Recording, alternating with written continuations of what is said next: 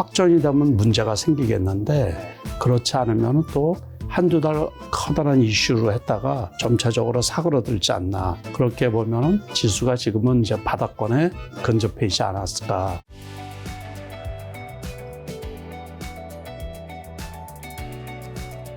지난달에 뵐 때도 장이 뭐 그렇게 좋지는 않았지만 않았는데. 회장님 가시고 장이 아주 확 나빠졌잖아요. 확 나빠졌습니다. 그래서 일단 그거부터 여쭤봐야 되니까요. 예. 확 나빠진 거랑 오늘도 코스피 2300 장중에 제가 깨진 거 보고 그 이후 일한다고 장이 어떻게 마감된지 못 봤는데 그래도 이제 강보합으로 8% 상승했거든요.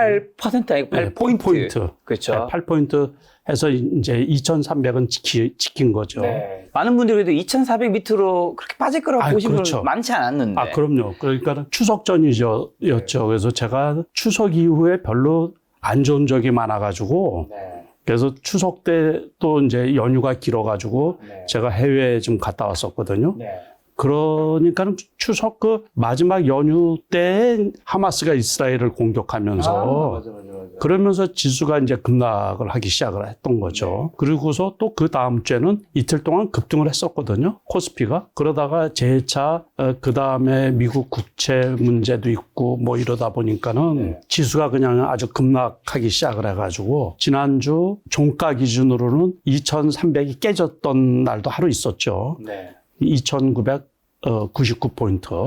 그러다가 이제 오늘 강보합 수준으로. 그래서 2,300은 지키고 그러는데. 2,300 지금 10이네요. 예. 그래서 제가 생각하기에는 일단은 지금 악재, 요번 휴일 기간에 이스라엘이 이제 지상군을 이렇게 투입하기 시작을 해가지고 전면전식으로 이렇게 전쟁이 확대되는데 지수는 견조하게 지키고 있단 말이에요. 그러니까 그동안에 너무 낙폭이 과대하지 않았나 이제 그거에 따라서 조심스럽게 반발 매수세가 들어오는 거로 보이거든요. 미국 주식도 역시 마찬가지고 미국의 대표적으로 이제 나스닥 종합주가 지수만 하더라도 7월 19일 날에 14,400포인트대였었거든요. 장중에. 근데 토요일 날 그 종가로 끝난 게 우리 시간으로 이제 토요일 날 아침이죠. 미국 금요일 날 오후 종가로 끝난 게 12,600포인트. 그러니까는 거기도 고점 대비해서 1,800포인트가 떨어진 거예요. 우리나라 코스피는 기본적으로 이제 아시다시피 2,660포인트에서 350포인트가 떨어진 거죠. 지수가. 그래서 지금 그 상태로 이제 떨어져 있는 상태죠. 그래서 아무튼 일부에서 제3차 대전의 뭐 시발이라는 얘기도 있고 이제 그럴 정도로 우려스러운 부분이 많이 있는데 제가 보기에는 지금 우크라이나 전쟁은 조용하잖아요. 진행은 되고 있는데 시장에 영향은 안 미치잖아요. 그러니까 이것도 아마 한두 달 지나면 그 상태가 되지 않을까. 확전만 더 되지 않는다면. 그러니까 만약에 이란이 직접적으로 개입하고 그래서 확전이 되면 문제가 생기겠는데 그렇지 않으면 또 한두 달 커다란 이슈로 했다가 점차적으로 사그러들지 않나 이렇게 생각이 되거든요. 그렇게 보면은 지수가 지금은 이제 바닥권에 근접해 있지 않았을까. 지금 나스닥 차트는 이제 말씀하신 대로 12,643인데 그럼 지금 미국이랑 한국이랑 어느 장이 좀 더 안 좋은 건가요? 한국장이 조금 더 안 좋은 거죠. 그러니까는 어차피 나스닥은 보면은 올 초에 비해서는 아직도 2,000포인트, 20% 상승을 한 꼴이거든요. 근데 코스피 기준으로 하면 코스피 연초에 2,200포인트였어요. 그러니까 지금 100포인트 정도 올라온 거니까는 그 퍼센트로 따지면 5% 올라온 거예요, 5%. 5%가 채 안 되게 올라온 거고, 그래도 나스닥은 바닥 대비해서는 20% 상승을 한 거거든요. 그러니까 미국장이 훨씬 더 안정적인 거고. 올 초 대비해서는 여기서 여기까지 지금 올라와 있는, 올 초는 한 10,000 정도였네요. 나스닥이요? 1200. 그러니까는 나스닥은 지금 기준으로 삼아도 한 20%. 정확하시네요. 1200. 안 보고 다 했어요. 안 봐도 다 했어, 안 봐도. 역시 37년 주식 투자를 하시고. 그래서 다 껴고 있어요. 기술적으로는 되게 나빠요. 기술적으로는. 완전히 이제 역배열 이렇게 해서 나오잖아요. 그러니까 여기가 바닥이라고는 단정 지을 수는 없죠. 추가적인 하락이 있을 수도 있고, 지금 이제 여러 가지 여건상으로 여기서 V자 반등 나오기는 어렵겠죠. 저도 그렇게 생각을 하고 있어요. 그래서 이 상태에서 머물러줬으면 좋겠는데 추가적인 하락이 있을 수도 있고 그래서 애매모호한 포지션이라는 얘기죠. 네, 그래서 전체적으로 보면 지금 말씀하신 거에 비춰서 미국장이 그래도 그나마 더 나은 편이고 한국 그 코스피 시장보다 코스닥 같은 경우는 되게 많이 떨어졌죠. 고점 대비. 코스닥은 한번 연초 보세요. 연초. 그래도 연초에 비해서는 많이 올랐죠. 그런데 그 역할은 2차 전지. 네, 그렇죠. 올라갈 때도 2차 전지가 저기 했었고 요번에 2차 전지가 많이 떨어지다 보니까는 지수가 그 고점 대비 900포인트가 넘었었는데 950포인트대가 고점인데 그거에 맞춰서 엄청 많이 떨어진 거죠. 네, 고점 대비해서는. 지금 이것도 역시 기술적으로 보면 반등하기 되게 어렵게 됐죠. 완전히 역배열에다가. 그러니까 여기에서 지금 버팅기고 있는데 추가적인 하락이 될런지 그냥 횡보한 다음에 이제 어느 정도 반등을 모색하지 않을까 이렇게 생각을 하거든요. 그러니까. 자, 그러면 지금 시장 지수 견인해 줄 만한 눈에 띄는 상승 모멘텀도 좀 안 보이는 것 같기도 한데. 그렇죠. 굉장히 지금 많은 분들이 걱정하시고 계실 텐데 또 많은 분들이 또 믿고 따르는 우리 전업투자자의 전설 회장님에게 연말의 시장 상황이라 2024년 전체 주식시장 좀 어떻게 보시는지 궁금합니다. 일단은 이제 올해 거는 벌써 2달밖에 안 남았죠? 예, 그러니까는 항상 그러거든요. 네. 그 4분기잖아요. 네. 4분기에 뭐 장이 좋은 경우는 제가 보면 확률상 10년에 한두 번 정도. 그러니까는 한 8, 90%는 뭐 좋은 장이 없었고, 한 10%, 20% 가끔 10년에 이제 한두 번 정도 좋은 장이 있었던 거죠. 그래서 4분기에 새롭게 뭐 기대할 건 없고, 아무튼 이제 마무리가 좀 잘 돼서 작년만 하더라도 작년 10월 달 경우에 코스피가 2,150 정도까지 떨어졌었거든요.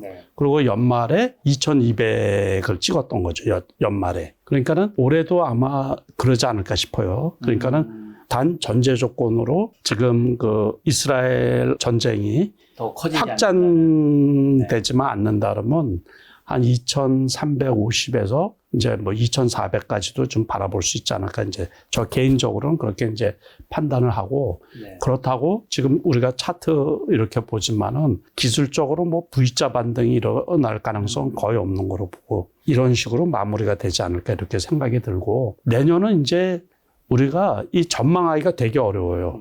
올해도 급등한 종목이 있었잖아요. 그러니까 300%, 1000% 가까이 이렇게 상승한 종목들이 다수 나온 것처럼 내년에 또 그렇게 300%, 1000포인트 나올 종목들을 이제 기다려보고 찾아봐야죠. 그렇지만은 올해도 나쁠 거로 생각을 했지만은 그래도 저점 대비해서 장중 2660포인트까지 올라갈 때는 450포인트 이상 올라갔었거든요. 연초 대비 코스피가. 그것처럼 내년에도 만약에 2300에서 시작이 되든 2400에서 시작이 되든 올해 정도의 상승폭은 있지 않을까.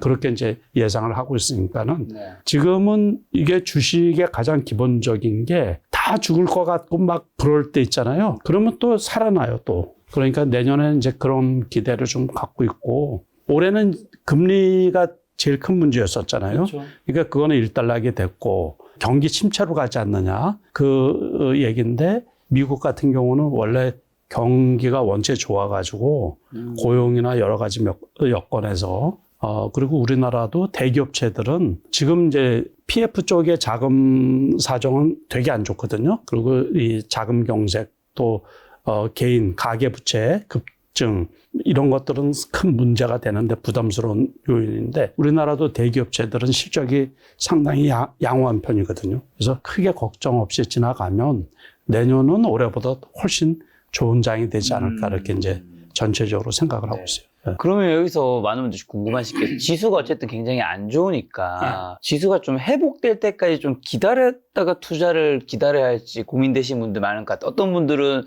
이제 지금 좀 싸졌으니까 이제부터 분할 매수 들어가야겠다고 생각하시는 분도 있을 거고 어떤 분들은 이거 어디까지 빠질지 좀 그리고 언제까지 이렇게 안 좋게 될지 모르니까 좀 지수 회복하는 거 보고 뭐 그렇게 고민하시는데 어떤 포지션 어떤 접근이 좀 필요할까요? 그거는 이제 개인에 따라서 틀려요. 투자금에 따라서도 틀리고 그러니까 다시 말해서 항상 이렇게 저는 이제 평생 투자를 해왔잖아요. 그렇죠. 그러면 돈 벌릴 때가 있어요. 돈 벌릴 때. 그래서 지수가 뭐 조금씩 회복되고 바닥이라 그래서 섣불리 들어가면 안 되고 1년 중에서 장이 좋을 때가 있거든요. 그럴 때 집중 투자해서 수익을 극대화시키고 장이 안 좋고 막 어려울 때 있죠. 그럴 때는 벌어놓은 돈 잘 지키고 그러니까 그거는 개인에 따라서 여유 자금이 어느 정도냐에 따라서 저 같은 경우는 지금 저점 매수로 들어간 종목들이 꽤 있거든요. 이제 그런 경우는 상당히 오래 기다릴 생각을 가지고서 들어가요. 그러니까 올해는 별 볼일 없고 내년까지도 봐서 이제 들어가는데 예상외로 빨리 상승을 하는 경우도 있어요. 그러면 수익 실현을 하고 또 이제 팔아버리고 그런 식으로. 그리고 일부는 그래도 훨씬 많은 금액은 현금 가지고 있고 제가 말씀드린 것처럼 기회가 한번 와서 장이 확 타오를 때가 있거든요. 그럴 때 수익을 그냥 하려고. 그러니까 어떻게 보면 1년을 기다릴 수도 있는 거죠. 그러니까 그거는 그 투자하시는 분의 능력, 개인 능력이라든가 아니면 투자 규모, 그거에 따라서 자기가 본인이 고민을 하고서 이제 일부는 들어가고 일부는 또 그 실력이 있는 분들, 이런 분들이야 뭐 어느 정도 들어가도 되는 거고 너무 또 바닥까지 기다릴 것 같으면 바닥이 안 올 수도 있거든요. 기다리고 있는 바닥이 안 오는 경우도 있고 그러니까는 본인이 생각하는 그 종목의 그 기준이라는 게 있잖아요. 그래서 이 정도면 더 이상 빠지지는 않을 것 같고 할 때는 이제 들어가도 되는 거고 그 투자하는 종목에 따라서 또 다 다르겠죠. 그죠? 그러니까 많이 떨어졌지만 추가 하락이 그 우려되는 종목도 있을 수가 있고 그렇죠. 그러니까는 이제 그것도 그 기준 그러니까는 그래서 저 같은 경우는 제가 보고 있는 종목들이 있거든요. 그런 경우는 이미 많이 사놓은 종목들도 있고 지금 사고 있는 종목들도 있고 이제 그렇게 좀 차이가 있죠. 어떻게 보면 이런 시기에 사실 내 현금을 좀 잘 지킨 분이 좀 어떻게 보면 좀 저가 매수를 할 수 있는 거잖아요. 그렇죠. 한마디로 좀 이렇게 손실을 좀 최소화시킨 게 되게 중요할 텐데 또 마침 또 회장님 이번에 손실 없는 투자 원칙이라는 이제 세 번째 책이시죠? 예. 세 번째 신간 이제 출간하셨는데 도서 제목처럼 올해 들어서 사실 투자 손실 본 투자자분들 아무래도 지수가 떨어졌으니까 꽤 많을 텐데 그럼 큰 손실 경험하고 계신 김 작가를 포함한 많은 투자자분들 뭐 어떻게 해야 될까? 제가 그나마 다행하게 생각한 거 사실 제가 2,500대부터 이제 많이 떨어지길래 좀 싸지고 떨어지고 있네 살까 하다 더 안 산 게 저는 참 다행이라고 생각하거든요. 현금으로 더 안 샀기 때문에 다행이다. 그게 돈을 많이 벌으니까 그래요. 그러니까 큰일 날 뻔했다. 생기는 돈마다 그냥 다 그렇게 사는 건 아니죠. 그 전에는 샀는데 이제 더 안 산 게 다행이었다. 그래서 이제 제가 평상시에 버는 수익이 있거든요. 보통 1년에 이제 얼마 정도 수익인 금액으로 따져가지고. 예를 들어 뭐 한 5억으로 칠게요. 여러분 예입니다. 예시. 그 금액은 아니시지만. 근데 그것보다는 올해 수익이 많이 났죠.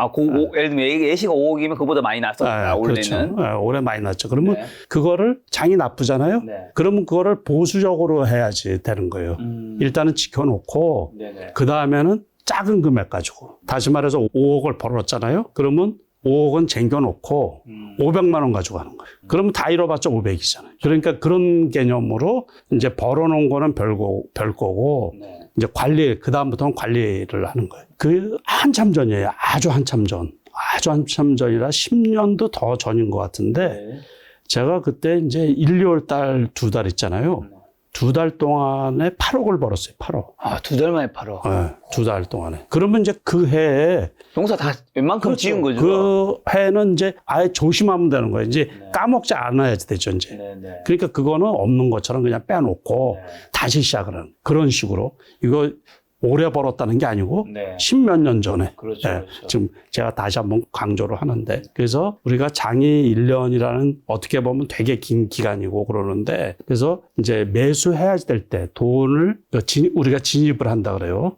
그러니까 신규로 진입할 때하고 뺄 때하고 그거를 좀 정확하게 잘 그 판단을 해야 되는데 이게 경험이 이제 일천하신 분들 그리고 신규로 좀 안타깝고 그러는 게 저는 이제 수십 년 했잖아요. 5년 전에도 주식 투자를 했고 10년 전에도 했고 15년 전에도 했고 20년 전에도 했고 심지어 우리 김 작가님 세상에 태어나서 저 42살인데요. 그러니까 아주 어릴 때 아주 어릴 때부터 했으니까 초등학교 입학하기 전부터 했으니까 37년 그죠? 되셨으니까 37년 됐으니까 그죠?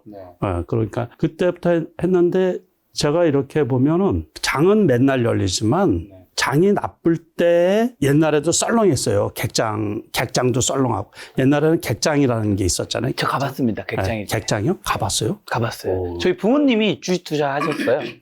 아버지랑 어머니 어. 둘 다 잘하시지 못했죠. 그 객장에 장이 나쁘면 요즘과 같은 장일 때는 이제 그런 거죠. 썰렁해요. 사람도 없어요. 아무도 없고. 장이 좋잖아요. 전광판이라 그러죠. 그거. 볼 틈이 없어요. 그거를. 너무 사람이 많아가지고. 그거 보고 있으면 뭐 주식이 올라가는 것도 아닌데. 그래서 사람들이 뭐냐면 그렇게 막 열광할 때 있잖아요. 그럴 때 들어와가지고 그때 투자를 한다고요. 그럼 벌써 늦은 거죠.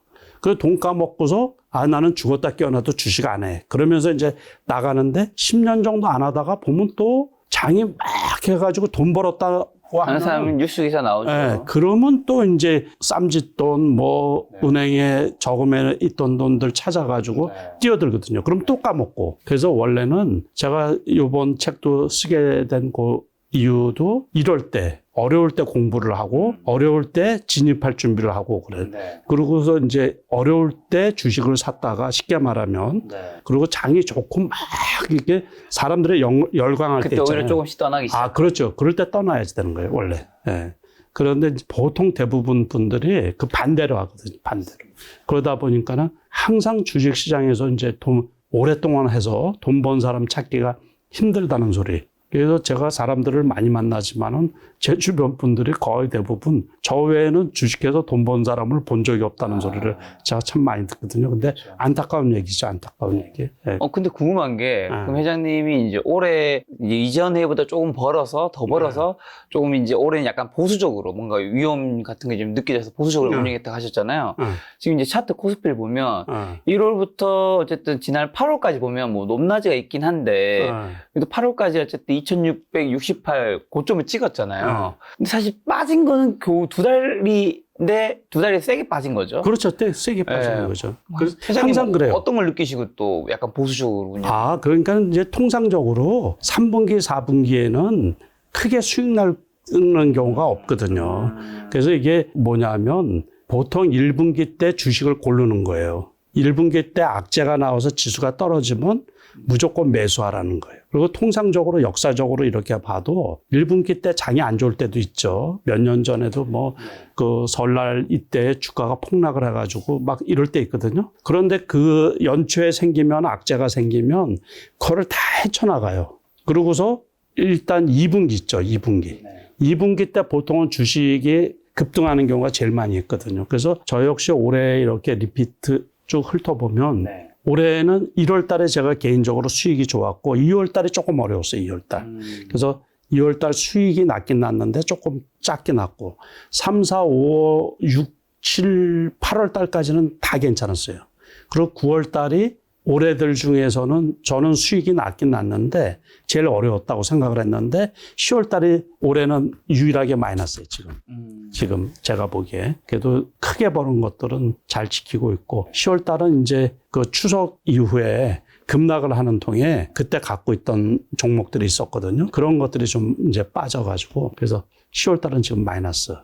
네, 그렇게 보고 있는 거죠. 그러면 지금 시장은 1월 달에 2198 정도, 그리고 지금 2310이니까 사실 뭐 오른 게 크게 많지 않잖아요. 그렇죠. 처음과 끝을 가지고 막 얘기를 하면.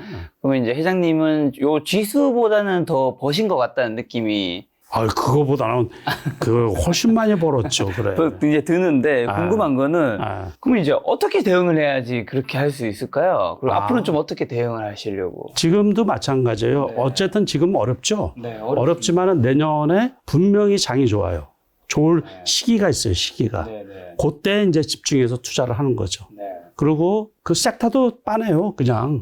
뻔한가요? 네, 빠네요. 그래서 뭐 다른 거는 없고, 일단은 그 2차 전지 중에서 일부 종목. 2차 전지 중에서 요번에 과대 낙폭을 했으니까, 거기에서도 이제 일부 종목이 있을 수 있고, 그 다음에 AI 쪽도 많이 떨어졌잖아요. 그쪽도 지수가 떨어지면서, 그쪽도 가능성이 있고, 그 다음에는 칩 관련주에서도 분명히 나오고, 그 다음에 우리가 이번에 국회에서 어떤 그 기본 법안이 통과된 양자 컴퓨터 관련 주식, 뭐 이런 것들. 그런 것들 중에서 분명히 다음에 다시 어떤 그 테마성이나 이슈가 돼서 그 시장의 중심주 역할을 할 종목들이 나올 거로 보고 있거든요. 네. 이제 그때 또 수익을 충분히 낼 수가 있는 거죠. 또 바이오주들 중에서도 신약 개발이라든가 아니면 뭐 항암제 쪽이라든가 네. 여러 가지 이슈가 있는 종목들이 있거든요. 네. 그런 쪽에서도 나올 수가 있고. 그래서 그 아주 뭐 줄기차게 그 유동성이 많이 들어올 때처럼 네. 지수를 겨냥해서 막 쭉 올라가지는 어렵지만은 네. 그러니까 요번에도 코스피 지수가 한 400포인트 바닥 대비해서 450포인트 올라오면서 개별 종목에서 300% 이상 1000포인트까지 올라간 종목들이 꽤 많이 나왔었잖아요. 네. 그런 것처럼. 그러니까 엔비디아 관련해서도 그렇고 HBM 칩이라고 있죠. 그 관련해서도 내년쯤에 또는 하반기 지금 몇 달 안 남았지만 이제 올해 같은 경우는 올 초부터 챗 GPT 관련해가지고서 급등을 했던 종목들이 여러 개 나왔었거든요. 그런 것처럼 내년에 또 어떤 이슈로 해가지고 급등할 종목이 나올 수 있을지 이제 늘 관심을 갖고 기울이고 있죠. 이제. 네. 자, 그러면 회장님께서 2차 전지 일부 종목이랑 AI랑 바이오 쪽. AI, 바이오, 네. 칩, 그 다음에 저거 있잖아요. 양자 컴퓨터 관련 그런 거. 또 작은 재료들이 있거든요. 쭉 나와요, 이제. 그 다음에 뭐 가끔 한번 디지털 화폐라든가 뭐 그런 거 하고 가끔은 드론 관련 뭐 이런 것도 그렇고 작은 테마들이 계속 나올 수가 있거든요. 네. 그런데 이제 큰 쪽에서 보면은 AI 관련, 그 다음에 2차 전지 일부, 네. 그 다음에 이제 AI 로봇, 네. 의료 로봇 뭐 이런 쪽하고 네. 그다음에 칩, 이제 반도체 네. 그런 쪽이 이제 주 핵심이 아닐까. 그다음에 자율주행 쪽도 괜찮을 것 같고 그러니까 작은 것들도 이슈가 나올 수 있고 그 바이오 종목들이야 뭐 항상 나올 수가 있는 네. 거고 그러니까 그때 이제 대응을 잘해야지 되겠죠. 네. 지금 큰 걸로는 좀 2차 전지 일부 종목, 네. AI랑 그 다음에 로봇 쪽 보신다고 네, 그러니까. 네, 로봇, 그다음에 칩. 네, 칩이라면 칩. 반도체 칩. 반도체 칩인데 그 중에서도 HBM 같은 경우 네. AI 관련 종목 한국에서는 좀 관련 예시 종목들은 어떤 게 있을까요? 뭐 올해 같은 경우는 레인보우 로보틱스라든가 루닉 같은 경우가 많이 올라왔죠. 레인보우 로보틱스 많이 올랐다가 많이 빠졌네요. 어유 좋죠. 그 그래프상 좋잖아요. 그죠? 네. 일봉입니다. 일봉인데도 좋네요. 그죠? 24만 원까지 갔다가 장중에 야, 요럴 때 좋네요. 지수 빠지는 거 대비해서는 요즘에 좀 잘 버티고 있는 것 같긴 하네요. 지수 빠진 거에 비해서 이거 반토막 났으니까 고점 대비 반토막 났으니까 잘 그거는 이제 너무 많이 빠져서 그런 거. 저 요즘에 최근에만. 최근에만. 아니 이게 이제 121선까지 지지하고 네. 있으니까 이거 괜찮죠 이거. 네. 이렇게 하면서 나도 보는 거예요. 딱 야 이거 많이 떨어졌는데 여기 딱 121선 12만 5천 원대. 그래도 한 10,000원 올랐네요. 저점 대비. 뭐 오늘 7,000원 올랐으니까 10,000원 올라봤자 오늘 다 오른 거네 오늘. 그죠? 이런 거 괜찮네요. 이게 다시 떨어지면. 네. 예, 이런 거. 그다음에 루닛 같은 경우 대표적인 저거죠. 의료 AI가 이거로 인해서 각광을 받았던 건데 이것도 이제 그때 떨어지면서 지수 밀리면서 같이 밀린 거예요. 전부 다. 네. 뭐 보나마나 그 추석 이후 그때 이제 추석 전에부터 떨어지기 시작을 했던 거죠. 그러니까 추석 전부터 시작해서 쭉 떨어져서 이제 떨어졌는데 요거는 기술적으로 보면 지금도 여기 121선에 걸려있긴 밑에 걸려있는데 그래도 너무 많이 올라와서 이쪽에서 보면 우리가 통상적으로 이렇게 해서 이제 엄청 많이 올랐잖아요. 네. 2만 원짜리가 이렇게 많이 올라왔으니까는 뭐 네. 그 말할 것도 없이 이거 주봉 한번 볼까요? 주봉을 보면 2만 원짜리가 내년에는 내가 기필코 이런 거를 잡아가지고 잡아서 저한테 좀 알려주시겠어요? 내가 우리 김 작가님한테도 그냥 또 다른 로봇 종목 이번에 상장된 것도 있지 않았었나요? 그렇죠. 두산 로보틱스. 두산 로보틱스 많이 기다가 오늘 이제 이렇게 급등을 했던 거예요. 오늘 네. 많이 이렇게 기어서 요럴 때는 절대로 사면 안 돼요. 네. 5일선이 위에서 전형적인 딱 올라타면 이제 사야지.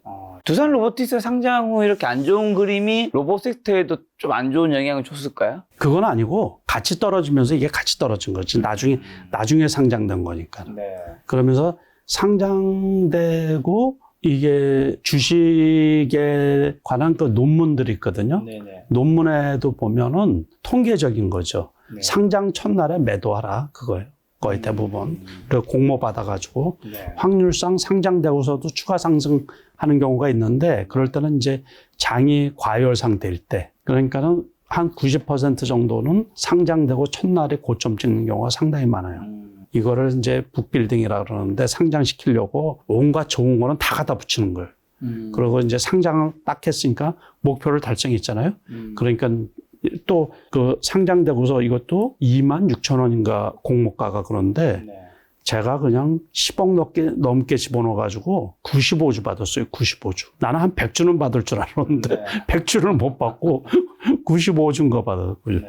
95주를 받아가지고 이날 6만 원이 넘었었거든요. 네. 제가 6만 5천 원인가 팔았으니까. 그래도 배 먹은 거죠. 그러니까 95주밖에 안 되지만 네. 배 먹어. 그냥 계속해서 이렇게 흐르는 거야. 지수가 나쁘면서 같이 흘러버린 거지. 네. 떨어질 만큼 떨어졌다고 생각이 들으니까 오늘 급반등이 나온 건데 그렇다고 해서 추세를 타고서 올라갈 것 같지는 않고 이제 이게 바닥이 확인이 됐으면 이제 여기서 좀 지지다가 올라가든가 뭐 방향성을 모색하겠죠. 네. 우리나라 삼성전자가 이제 투자한 곳이 램보 로보티스였고 현대도 투자하고 있고 우리나라 대기업들도 그렇죠. 이제 다 하고 두산도 있죠. 뭐 로봇 쪽에 투자하고 있는데 네. 앞으로도 또 뭐 호재나 이런 것들이나 좋은 소식들이 계속 많이 나올 수 있죠. 네. 그러니까 현실적으로 네. 요즘에 보면은 실생활에 네. 이게 로봇이 곳곳에 이제 스며들 수밖에 없거든요. 진짜 많이 스며들고 있습니다. 예, 그리고 우리가 식당 같은데 자영업 하시는 분들이 사람을 못 구해요. 맞아. 그래서 사람들이 또 힘든 일을 안 하려고 그런다고요. 그렇죠. 그러다 보니까 그것을 인력을 이제 로봇으로 대체시키는 경우가 상당히 많이 있죠. 작업 환경 자체가 위험한데 이런 데는 로봇이 이제 가서 대신 일을 한다든가 배 건조하는 데 있잖아요. 네네. 그러니까 바닥이라든가 또 아주 위험한데 뭐 전쟁 벌어질 때도 그 요번에 이스라엘 같은 경우 초소를 이렇게 탐지하고 막 이런 거 있잖아요. 그런 것이 로봇으로 대체하는 것처럼 로봇의 쓰임새가 곳곳에 이렇게 확장되는 거죠. 그래서 앞으로도 가능성이 있다 이렇게 생각이 드는 거예요. 이게 로봇이 요번에 그냥 벼랑간 올라간 게 아니거든요. 네. 재작년 11월 달에도 로봇이 한번 이렇게 깜짝거렸고 올해도 1월 달에도 또 로봇이 챗GPT 관련해가지고 또 이렇게 이거는 계속해서 다시 한 번씩 요 다음엔 또 어떤 종목이 나와가지고 히트를 칠지 모르죠 이제. 그래서 항상 관심은 갖고 있어야 돼요. 시대 중심주라고 할 수가 있는 거죠. 네. 어쨌든 로봇에서 또 주목해야 될 종목은 또 있긴 할까요? 이제 그것보다 네. 새로 나오는 종목을 우리가 눈여겨봐야죠. 이제. 새로요? 새로 나오는 종목. 어떤 쪽인지 모르지만 그 스몰 캡 종목들은 있어요. 네. 또 그런 것도 말씀드리면 이게 또 안 되죠. 그렇죠. 그래서 그런 건데 네. 대표적으로 이제 이런 종목들이 그랬던 거고 제가 사는 종목들도 있고 그래요. 네. 좀 싼 종목들 중에서. 자, 아무래도 이제, 시총이 낮기 때문에 말씀하기 좀 조심스러우신 것 같은데 네. 그럼 2차 전지의 이제 일부 종목이 괜찮을 것 같다고 하신 거는 뭐 어떤 것들이 거기에 좀 해당되는 걸까요? 이제 다 가지 않는다는 건데 다 가지 않죠. 그러니까 올해 같은 경우도 올 초에 봄에는 다 갔었죠. 네. 하다 못해 아주 2차 전지, 무늬만 2차 전지인 주식 있잖아요. 정관에 2차 전지를 집어넣었다 그래서 상한가 2번 친 종목도 맞아요, 있고 그랬거든요. 그런 종목은 다 떨어진 거고 또 CB를 엄청 많이 발행한 기업들이 있거든요. 그런 전환사채. 그런 기업들도 심지어 2,000원짜리가 18,000원까지 간 종목이 있어요. 그런데 지금 3,000원까지 다시 떨어졌는데 그때 한번 반짝거리고서는 대장주 위주로는 형편없이 떨어진 거죠. 그러니까는 이 삼성 SDI 같은 경우 연초에 60만 원 했는데 지금 45만 원 대까지 떨어진 거거든요. LG화학도 마찬가지고 이런 것들은 액면가가 5,000원짜리이기 때문에 연초보다도 훨씬 떨어진 거예요. 그리고 실적이 그렇다고 아주 급격히 나빠진 것도 아닌데 이런 것들은 제가 보기에 좀 그래도 좀 가능성이 있지 않나. 그리고 요번에 그 3분기 실적이 발표됐잖아요. 네. 근데 일부 기업들은 그 실적이 나쁘게 나왔단 말이에요. 네. 그런 것들은 조금 이제 대반등하는데 한계가 있지 않나 이렇게 생각이 들고 실적은 그렇게 나쁘지 않은데 주가가 그냥 2차 전지 여러 악재들이 있잖아요. 그런 것들 때문에 많이 떨어진 것들은 어느 정도 회복될 가능성이 좀 있다고 보는 거죠. 이제. 말씀하신 12, 뭐 전환사채나 BW, 신주인수급 사채가 주가에 미친 영향은 대부분 좀 부정적이죠. 부정적인 거겠죠? 당연하죠. 그러니까 일단 기업이 유상증자를 해도 이제 주가에 악영향이잖아요. 네. 그리고 투자자들이 되게 불편해한단 말이에요. 네. 그러니까 원래는 그 전환사채나 뭐 이런 것들이 투자하기에 좋은 건데 이제 과거 사례를 보든가 지금 당장을 이렇게 봐도 이 전환사채를 너무 쉽게 남발을 하는 경우가 발행을 하는 기업들이 엄청 많아요. 자금 조달 측면에서는 그게 쉽고 그래서 그런 것 같은데 근데 투자자 입장에서는 그게 물량으로 어쨌든 출하가 되다 보니까 기존 투자자 입장에서는 여러 가지 불편한 거고 그래서 투자자들 일반 투자자분들이 주식 투자하면서 제일 조심해야 될 게 요즘에는 전환사채를 많이 발행한 기업들은 철저하게 피해야 돼요. 이게 그리고 몇 년 전에는 또 그 옵티머스 사건 뭐 이런 거로 인해 가지고 전환사채 무자본 기업 사냥꾼들이 있었잖아요. 그것들도 이제 활용하는 게 주로 이 CB 전환되는 물량들 이런 게 나오면 뭐 주가가 10%씩 확 떨어지는데 그래서 그런 종목들을 수시로 걸러야 돼요. 수시로. 그래서 투자하는데 어려운 요건들이 되게 많아요. 좀 회장님 이번에 출간하신 손실 없는 투자 원칙에도 그 네. 전환사채랑 BW 관해서 네. 새 상품을 이제 만들기 위해 공장을 확충하거나 짓는데 자금을 쓸 요량이라면 호재인 경우도 있고 기업의 운영 자금이나 빚을 갚는데 돈이 필요한 거라면 악재로 생각하면 된다. 그렇죠. 라는 코멘트가 있더라고요. 그러니까 가끔은 이 만기 전에 그렇죠. 자기 자본으로 그거를 소각시키는 경우도 있거든요. 그런 경우는 호재죠. 아, 그 기업의 자금이 충분하다 이제 그런 시그널이고 또 시설을 확충한다든가 사업이 이제 잘 나가고 있을 때 그럴 때는 이제 이게 괜찮은데 부채 청산이나 운용 자금 자체가 이게 영업 활동이 제대로 안 된다는 거죠. 그럴 때 이 전환사채를 쉽게 발행을 하는 기업들 같은 경우는 그게 주가에 악영향을 미치는 경우가 상당히 많이 있죠. 이걸 굳이 이제 좀 쉽게 이제 예시로 우리 개인으로 든다면 뭐 여긴 똑같지는 않습니다. 그냥 예시예요.